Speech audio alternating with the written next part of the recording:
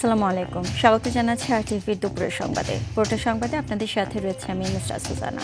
সরকার গঠনের 1 মাসের কম সময়ে জনগণকে দেওয়া প্রতিশ্রুতি বাস্তবায়নে কাজ শুরু করেছে সরকার। ফ্যামিলি কার্ডের উদ্বোধন অনুষ্ঠানে প্রধানমন্ত্রী তারেক রহমান বলেন, নারীকে শক্তিশালী করতে না পারলে দেশকে এগিয়ে নেওয়া সম্ভব নয়। বিএনপি সরকার প্রতিশ্রুতি বাস্তবায়ন থেকে বিন্দু পরিমাণ পিছু হটবে না বলেও জানান প্রধানমন্ত্রী।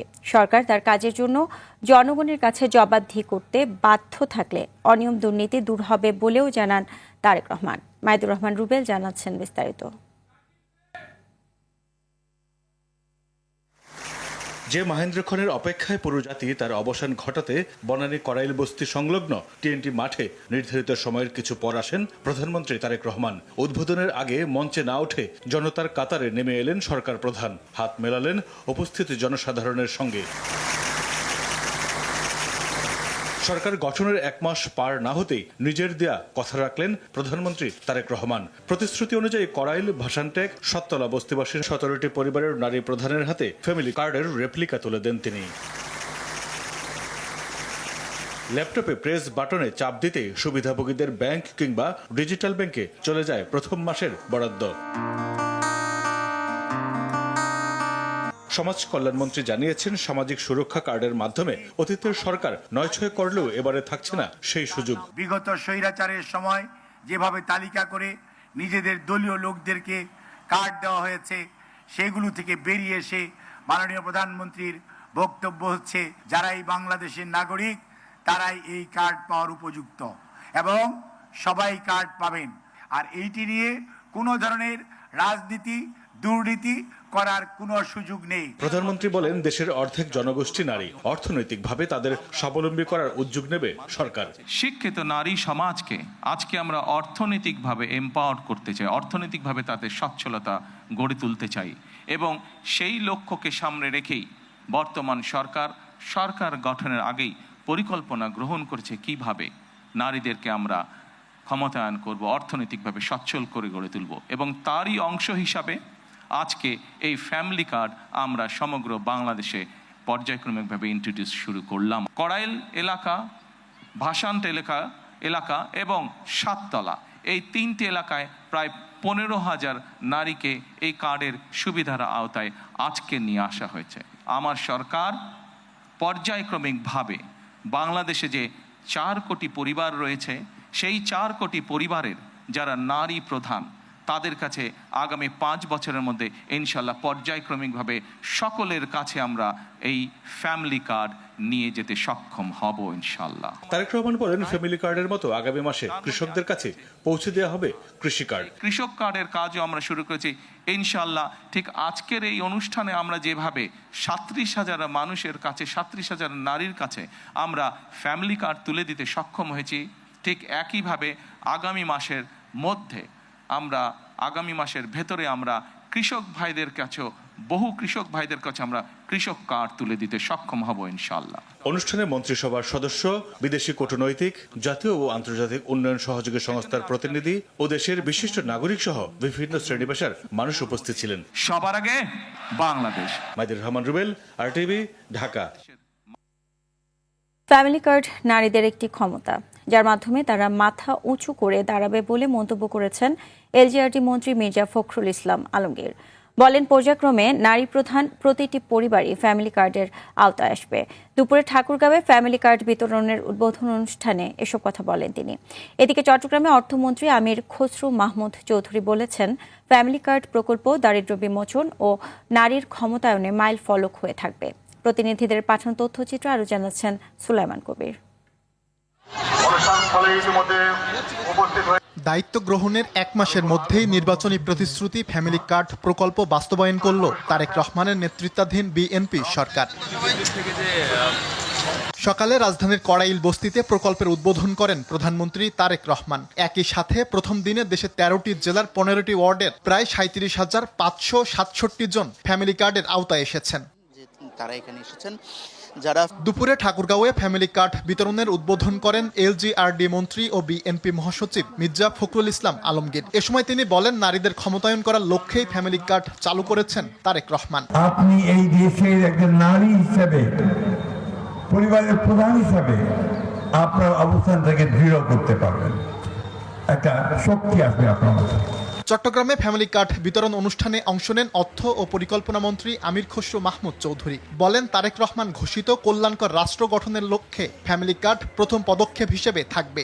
বহু কাজ করেছি, কিন্তু আজকের মতো যে অনুভূতি, যেটা আমাকে মানসিকভাবে আমার রাজনৈতিক জীবনে, আমার যে কর্মকাণ্ড, তার মধ্যে এটি একটি মাইলস্টোন হিসেবে আমার জীবনে থাকে। এদিকে ভৈরবে উদ্বোধনী অনুষ্ঠানে অংশ নেন বস্ত্র ও পাট প্রতিমন্ত্রী মোহাম্মদ শরীফুল আলম। বলেন, স্বজনপ্রীতি নয়, দলমত ধর্ম বর্ণ নির্বিশেষে সবাইকে দেয়া হবে ফ্যামিলি কার্ড। জাতি ধর্ম বর্ণ নির্বিশেষে সকল পরিবার এই কার্ডের ভুক্তভোগী হবেন, এই কার্ডটি পাবেন। এছাড়াও খুলনা, ভোলা সহ পাইলটিং কর্মসূচিতে প্রথম পর্যায়ের অন্যান্য জেলাতেও ফ্যামিলি কার্ড বিতরণ করা হয়। মাননীয় মন্ত্রী সুলাইমান কবির, RTV। আজও মিলছে না জ্বালানি তেল, এতে সংকটে পড়েছে চালকরা। গাজীপুরের কালিয়াকৈরে সকাল থেকে বিভিন্ন পাম্পে অকটেনও মিলছে না, বন্ধ আছে বেশিরভাগ পাম্প। সিন্ডিকেটের কারণে তেল পাচ্ছেন না বলে অভিযোগ চালকদের। এদিকে সিলেটে পেট্রোল পাম্পে হামলার প্রতিবাদে মালিক সমিতির ডাকে ধর্মঘট চলছে। 2 দফা দাবিতে আজ বেলা 2টা পর্যন্ত আলটিমেটাম দিয়েছে তারা। এতে দুর্ভোগ চরমে উঠেছে গ্রাহকদের।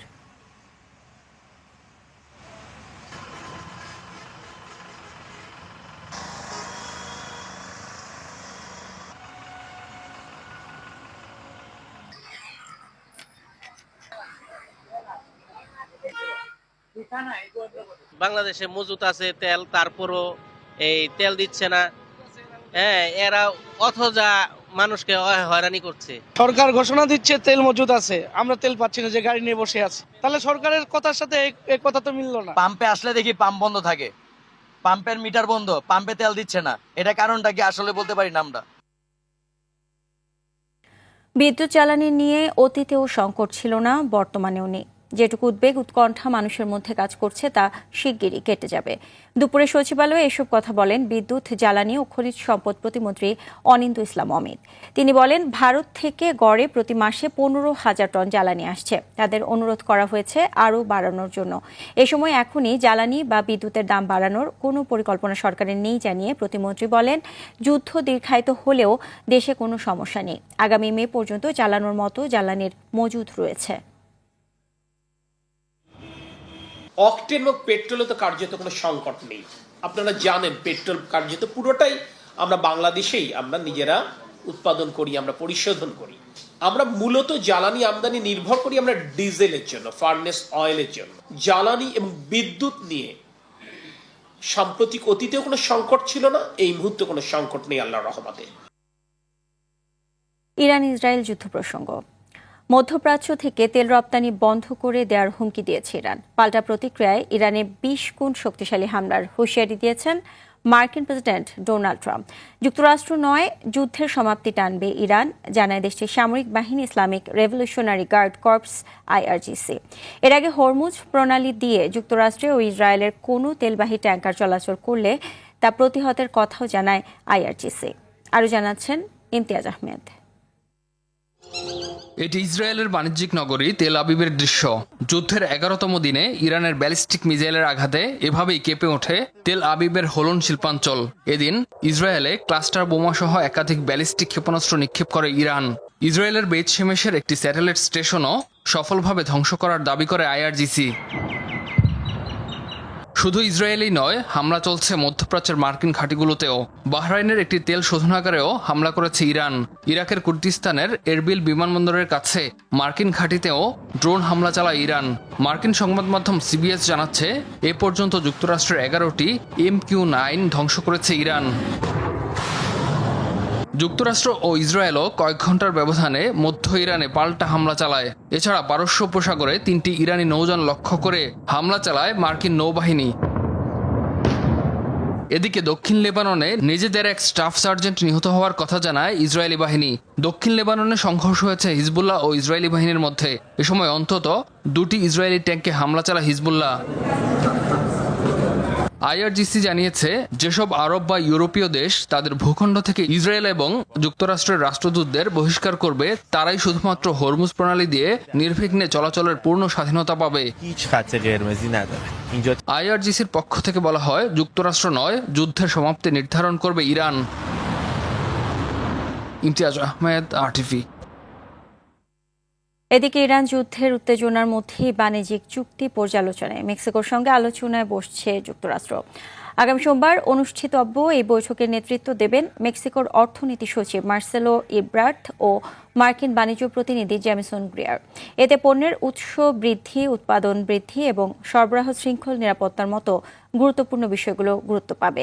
মূলত ট্রাম্পের কঠোর শুল্ক নীতি থেকে অর্থনীতিকে রক্ষা এবং বিশ্ববাজারে প্রতিযোগিতায় এগিয়ে থাকতেই এমন উদ্যোগ নেওয়া হয়েছে। এরই মধ্যে নিয়মিত আলোচনার মাধ্যমে বাণিজ্যিক সম্পর্ক আরও জোরদারের প্রতিশ্রুতি দিয়েছে দুই দেশ।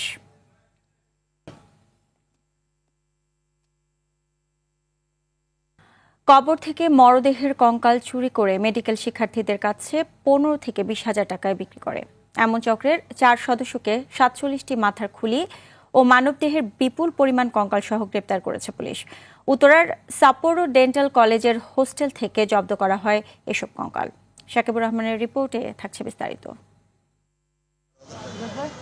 গোপন সংবাদের ভিত্তিতে উত্তরা সাপ্পোরো ডেন্টাল মেডিকেলের শিক্ষার্থী গাজী জহিরুলকে মণিপুরি পাড়া থেকে একটি কঙ্কাল সহ গ্রেফতার করে পুলিশ। তার দেয়া তথ্যে তেজগাঁও এলাকায় অভিযান চালিয়ে কঙ্কাল সহ আবুল কালাম ও আসাদুল মুন্সিকে আটক করে। তাদের দেয়া তথ্যের ভিত্তিতে সাপ্পোরো ডেন্টাল কলেজের হোস্টেলে অভিযান চালিয়ে 44টি কঙ্কাল সহ ফয়সাল নামের আরেক শিক্ষার্থীকে গ্রেফতার করে পুলিশ। সংবাদ সম্মেলনে জানানো হয়, ফয়সাল এই চক্রের মূল হোতা, বাকিরা তার সহযোগী। তবে এই চারজনই রিলেটেড আর কি, মানে কেউ যারা কবর থেকে এই হাড়গুলা উঠাচ্ছে, যারা কবর থেকে এই হাড়গুলো আবার প্রসেস করতেছে এবং তাদের কাছ থেকে নিয়ে আবার সেগুলো আবার সুন্দর করে কঙ্কাল বানাচ্ছে, এই প্রসেসের সাথে চারজনই ইনভলভ এবং ফাইনালি হচ্ছে এরা বিক্রি করে হচ্ছে স্টুডেন্টগুলো। গাজীপুর, ময়মনসিংহ, শেরপুর, জামালপুর সহ বিভিন্ন এলাকার কবরস্থান থেকে কঙ্কালগুলো চুরির পর প্রসেসিং করে বিক্রি করত মেডিকেল কলেজের শিক্ষার্থীদের কাছে। শেরপুর, জামালপুর, ময়মনসিংহ এবং গাজীপুর, এই 4টি জেলার কথা আমাদের প্রাথমিকভাবে বলেছেন। কবরস্থানগুলো বেশি সুরক্ষিত, সেখানে কিন্তু ওনারা এই কাজগুলো করতে পারেন না। যেগুলো হচ্ছে বিচ্ছিন্নভাবে কিছু কবরস্থান দেখা যায়, 10টা, 20টা, 50টা কবর থাকে, যেটা হচ্ছে অরক্ষিত, যেখানে পাহারাদার থাকে না, ঠিকমতো লাইটিংয়ের ব্যবস্থা থাকে না, সিসি ক্যামেরা থাকে না, লোকজনের যাতায়াত কম, সে সকল জায়গাতে তারা টার্গেট করে। দীর্ঘদিন ধরে চক্রটি অনলাইনে কঙ্কালের ব্যবসা করে আসছে। চক্রের অন্যদের আইনের আওতায় আনতে কাজ করছে আইন শৃঙ্খলা বাহিনী। শাকিবুর রহমান, RTV, ঢাকা। আধিপত্য বিস্তার নিয়ে মাদারীপুরে ঘরে ঢুকে একজনকে কুপিয়ে হত্যার অভিযোগ উঠেছে প্রতিপক্ষের বিরুদ্ধে। এ সময় ঘরবাড়ি ভাঙচুর ও লুটপাটও করা হয়। সকালে সদর উপজেলার নতুন মাদারীপুর গ্রামে এ ঘটনা ঘটে। প্রত্যক্ষদর্শীরা জানায়, আধিপত্য নিয়ে স্থানীয় আলমগীর হাওলাদারের ঘরে ঢুকে হামলা চালায় প্রতিপক্ষ হাসান মুন্সির লোকজন। এ সময় আলমগীরকে কুপিয়ে হত্যা করা হয়। এ ঘটনায় একজনকে আটক করা হয়েছে। এলাকায় উত্তেজনা বিরাজ করায় পুলিশ মোতায়েন করা হয়েছে। এদিকে গোপালগঞ্জের মুকসুদপুরে সিয়াম মিয়া নামের এক কলেজ ছাত্রের মরদেহ উদ্ধার করা হয়েছে। এ ঘটনায় 2 সহপাঠীকে গ্রেফতার করেছে পুলিশ। জানাবো ন্যাশনাল লাইফ ইন্স্যুরেন্স আন্তর্জাতিক সংবাদ। ইন্দোনেশিয়ার রাজধানী জাকার্তার কাছে একটি ভাগাড়ে আবর্জনা ধসে 7 জনের মৃত্যু হয়েছে। গত 2 দিনের শ্বাসরুদ্ধকর উদ্ধার অভিযান মঙ্গলবার সমাপ্ত ঘোষণা করে স্থানীয় কর্তৃপক্ষ। জাকার্তা সার্চ অ্যান্ড রেস্কিউ অফিসের প্রধান দেসিয়ানা বাহারি জানিয়েছেন, নিখোঁজ 6 জনের সবাইকে উদ্ধার এবং নিহতদের পরিচয় শনাক্ত করা হয়েছে। উদ্ধার অভিযানে 2 শতাধিক উদ্ধারকর্মীর পাশাপাশি আধুনিক ড্রোন ও খনন যন্ত্র ব্যবহার করা হয়। ভারী বৃষ্টির কারণে গত রবিবার দেশটির বৃহত্তম এই ভাগাড়ের বর্জ্যের স্তূপ ধসে পড়লে এই দুর্ঘটনাটি ঘটে। এর আগে 2005 সালে এই একই স্থানে ভয়াবহ ধসে শতাধিক মানুষ প্রাণ হারিয়েছিলেন। দুপুরের সংবাদে পর্যন্তই। জেলা সংবাদ বিকেল 4:45টায় দেখার আমন্ত্রণ রইল। এতক্ষণ সাথে থাকার জন্য সবাইকে ধন্যবাদ।